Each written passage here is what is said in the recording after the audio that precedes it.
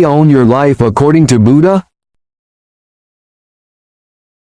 The illusion of ownership.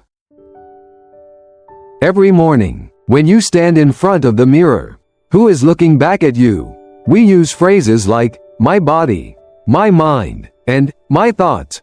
But who exactly is the I that possesses these things? This is not just a philosophical curiosity. It is one of the most profound questions of human existence. If we don't own ourselves, then what are we? The Buddha's teachings provide a radical answer. We are not fixed, independent entities but an ever-changing flow of experiences. He taught that clinging to a sense of self leads to suffering and that freedom lies in seeing the truth of impermanence and non-self. But this concept is not just ancient philosophy. It aligns with modern psychology and neuroscience. This book explores these ideas in depth, weaving together Buddhist wisdom, contemporary science, and practical guidance to help us let go of the illusion of ownership and embrace a freer way of living. Chapter 1. The strange relationship between the owner and the owned. To deepen our understanding of the relationship between the owner and the owned, it's essential to examine the nature of control. If we believe we own our body and mind, we expect to have full dominion over them. However, how many times have we been overtaken by emotions like anger, fear, or sadness, or caught in an endless loop of thoughts? These experiences challenge the notion of ownership. If we truly owned ourselves, wouldn't we be able to govern these forces entirely?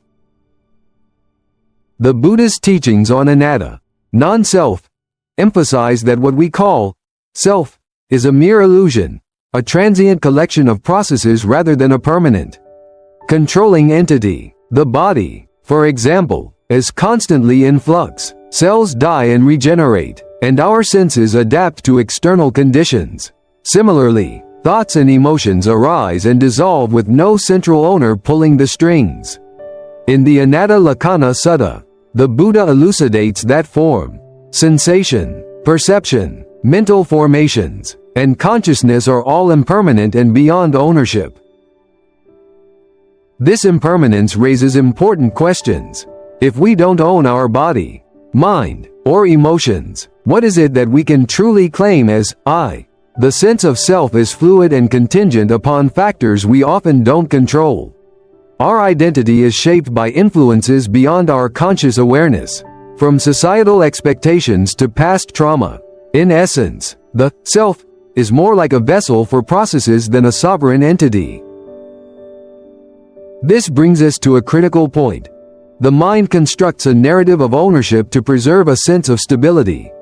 As modern neuroscience suggests, our decisions often happen before we are consciously aware of them. This reveals that much of what we think of as our personal will is not truly under our control. The illusion of a singular, consistent self is simply a mental construct aimed at navigating the complexities of life. The Buddha's insight into the impermanence of self offers a liberating perspective. By recognizing that we do not own our body or mind, we begin to let go of the attachment to control, which is often the root of suffering. In relinquishing this illusion of ownership, we free ourselves from the burdens of expectation and the need for validation. Rather than struggling to control an illusion, we can learn to embrace the natural flow of life, finding peace in the acceptance of impermanence. Chapter 2. Why we cling to the illusion of self-ownership. The tendency to cling to the illusion of self-ownership is rooted in our psychological need for control and security. As human beings, we have an innate desire to feel anchored in a world that is constantly changing and unpredictable. This desire manifests early in life, where children are taught to distinguish between mine and yours. These distinctions help them navigate the world, offering a sense of ownership and autonomy. However, this conditioning persists into adulthood.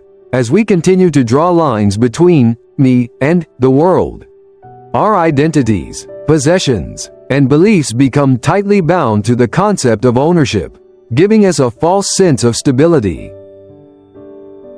Yet, as the Buddha teaches, the illusion of self-ownership is akin to carrying a raft after crossing a river. The raft was useful for the journey, but once the river is crossed, holding onto it becomes unnecessary. Similarly, the concept of self is helpful in daily life for practical purposes, such as identifying ourselves and interacting with others. But when we cling to this sense of self too tightly, it becomes a source of suffering. This attachment to ownership, whether of material things, relationships, or our identities, generates anxiety. We become preoccupied with protecting what we perceive as ours. The fear of losing what we cling to, our possessions, our self-image, or even our loved ones, creates a constant state of unease. The more we grip tightly to these things, the more they control us, leading to stress and dissatisfaction. This attachment is not just limited to physical things but extends to our mental and emotional states. Our identity, built upon the illusion of ownership, becomes a source of constant worry and fear. The Buddhist teachings in the Dhammapada offer a solution to this cycle of attachment and suffering. From attachment comes sorrow and fear. Those free from attachment know no grief. By recognizing the impermanence of all things, including the self, we can begin to free ourselves from the burden of ownership. When we realize that our sense of me is not a permanent, unchanging entity but a fluid and ever-changing process, the anxiety tied to maintaining this illusion starts to dissolve. Letting go of the need to possess our identity allows us to experience life with greater peace and freedom. In the absence of attachment, we find a more profound sense of security that is not dependent on holding on to things that ultimately do not belong to us. Chapter 3. Embracing the Flow of Life. When we let go of the illusion of ownership, life begins to unfold as a continuous flow, free from the constant effort to control and possess. This shift allows us to experience life more naturally, with less resistance and greater harmony. We cease to view ourselves as separate from the world around us and begin to see ourselves as part of the ever-changing flow of existence. Rather than struggling to hold onto a fixed sense of self, we become more like a river that flows effortlessly, adapting to the contours of the land. The Buddha's teaching of the middle way provides a valuable guide in navigating this process. It is the path that avoids the extremes of indulgence and denial. We are not asked to reject the world or withdraw from life, nor are we meant to become overly attached or obsessed with controlling it. The middle way is about finding a balance, engaging with life fully, without grasping onto it. It is a dynamic, adaptive relationship with existence that allows us to participate in the world while remaining free from attachment. To understand this, imagine a bird soaring through the sky. It does not resist the wind or fight against the forces of nature. Instead, it flows with them, using the wind to glide effortlessly across vast distances. This is the essence of letting go, the ability to engage with life's challenges without clinging to them. When we stop trying to control every aspect of our experience and allow ourselves to flow with life, we begin to experience a profound sense of freedom and peace. Practicing the art of letting go requires mindfulness, which the Buddha emphasized as a core practice in freeing ourselves from attachment. The Satipatthana Sutta outlines how mindfulness can help us observe our body, feelings, thoughts, and mental states with detachment. By observing these experiences without attaching them to the concept of mine, we begin to dismantle the illusion of ownership that keeps us trapped in cycles of fear and anxiety. For instance, mindfulness encourages us to simply notice our sensations and experiences as they arise, without labeling them or identifying them as part of our ego. By practicing this, we can weaken the illusion of ownership and see ourselves as part of a larger, interconnected whole. Here's a simple exercise to practice. 1. Notice the sensations in your body, the warmth in your hands, the tension in your shoulders, or the rhythm of your breath entering and leaving your lungs. Just observe without labeling these sensations as yours. 2. Observe your thoughts as they come and go, without getting caught up in them. Watch them rise and fall like clouds in the sky, knowing that they do not define you.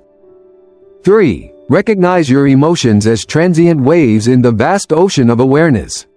Instead of identifying with them, understand that they are impermanent, just like everything else in life. Over time, this practice leads to a profound sense of freedom. We begin to loosen our attachment to the idea of a permanent, fixed self and open ourselves to the flow of life. This practice of mindfulness creates space for us to experience the world as it truly is, constantly changing and evolving. Rather than resisting, we learn to move with the flow, embracing each moment as it comes, knowing that nothing is truly ours to control. The more we embrace this fluidity, the less we suffer, and the more peace we find in the acceptance of impermanence. Chapter 4. Being without owning. True freedom, as the Buddha taught, is not found in accumulating more possessions or gaining more control. It lies in the ability to simply be, fully present in the moment, alive to the world around us, and unburdened by the illusion of self-ownership. When we stop clinging to the idea that we must own or control everything, we release the heavy chains of attachment and find a profound sense of liberation. This freedom is not an absence of experience or action but a deep engagement with life itself. Without the distractions of ego-driven desires or the constant need to define ourselves in opposition to the world. Living with wisdom and compassion becomes an effortless natural expression of this freedom. The Buddha encouraged ethical living, not as a set of rules to be followed out of fear or obligation, but as the natural outcome of understanding the interconnectedness of all things. When we deeply perceive that our actions, thoughts, and words ripple out to affect others, we begin to act with greater kindness, generosity, and integrity. Wisdom brings clarity, allowing us to see beyond the self-centered mindset that often governs our decisions. It allows us to recognize that every action we take has an impact. And from this awareness, compassion naturally arises. Instead of acting from selfish motives, we begin to act in ways that benefit the whole, cultivating harmony within ourselves and the world around us. The practice of compassion extends beyond a mere intellectual understanding. It is an active force that shapes our interactions with others. The Buddha's teachings on metta, or loving kindness, offer a profound path for cultivating this boundless love. In the Metta Sutta, we are encouraged to develop a love so deep that it extends to all beings, without discrimination or limitation. The Buddha likens this love to the unconditional care of a mother for her only child, suggesting that we nurture and protect all beings with the same tenderness and attention. When we let go of the belief in a separate, isolated self, we begin to see the interconnectedness of all life. The illusion of me and them fades away, replaced by a recognition that our well-being is tied to the well-being of others. The more we release our attachment to individual ownership of experiences, the more we embrace the collective nature of existence. This shift in perspective leads to a life filled with compassion, not as a moral duty, but as a natural outgrowth of understanding that we are not separate from one another. True happiness and fulfillment are not found in personal gain but in the shared joy of all beings. By cultivating a heart filled with boundless love, as encouraged by the Metta Sutta, we begin to experience a freedom that transcends the limitations of self-interest. In this expansive state of being, we are free from the constraints of ownership and self-centered desire. We are free to love and act from a place of genuine care, knowing that our happiness is intertwined with the happiness of others. This understanding fosters a deep sense of peace and contentment that cannot be shaken by external circumstances. Conclusion. The path to true freedom. The path to true freedom begins with understanding that there is no fixed self. to own. What we refer to as I is not a permanent, unchanging entity but rather a fluid, interconnected process. Just as the Buddha taught, everything is impermanent and constantly changing, including what we call our identity. There is no solid, separate self that can be owned or controlled. This realization challenges our deep-seated beliefs about ownership and control, but it also opens the door to a deeper freedom. In his final teachings, recorded in the Mahaparinibbana Sutta, the Buddha urged his followers to be a lamp unto yourselves. Find refuge in the Dhamma. This statement was not a call to mindlessly follow, but a reminder that each of us must look within and see the truth for ourselves. True freedom is not found in external sources of validation or in clinging to the illusion of ownership, but in recognizing the impermanence of all things and embracing the natural flow of life. The Buddha's path encourages us to find our own refuge in the truth, the Dhamma, which points to the impermanence and interconnection of all things. Letting go of the illusion of ownership does not result in a loss, but rather in a profound gain, a freedom to experience life as it is, without the burden of attachment and clinging. When we stop trying to control every aspect of our experience and instead allow ourselves to be present with the ever-changing nature of life, we experience a deeper sense of peace and clarity. This freedom is not about escaping life but about embracing its transient nature with equanimity and grace.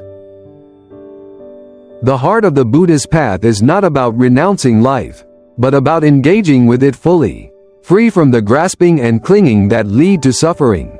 By letting go of the need to own our experiences, our bodies, or our minds, we open ourselves to the true freedom that comes from living in harmony with the impermanent nature of existence. It is an invitation to step into the flow of life, unburdened by the illusion of ownership, and to experience the fullness of each moment as it unfolds.